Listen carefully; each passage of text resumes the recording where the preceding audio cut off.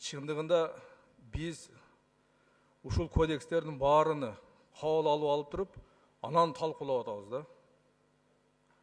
Демек, күнөө бизде бар өз депутаттардачы. Өкмөттө деле бар, ошол жумушчу топто деле бар мисалгачы. Мен айтайын дегеним, ушул жерде келгенде, ушу президент айтты деп, бир күндө эле ушу 5 кодексти кабыл алып берип атабыз. Эми талкуулап атабыз. Тескеринче болуп атат да.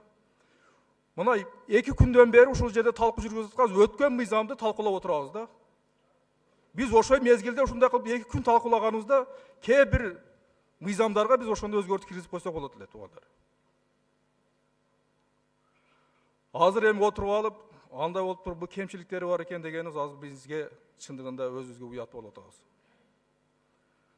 Анан эми бири-бирибизге төңкөп атабыз. Бул жумушчу топ кылган эмес деп, өкмөттөн деп, депутаттардан деп.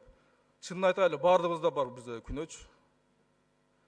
Ошондуктан бул бизге сабак болуш керек. Кийинки мыйзамдарды дагы мындай мыйзамдар көп кабыл алынды биздечи. Бир алганыбызда 3 окуудан кабыл алабыз, 2 окуудан кабыл алабыз.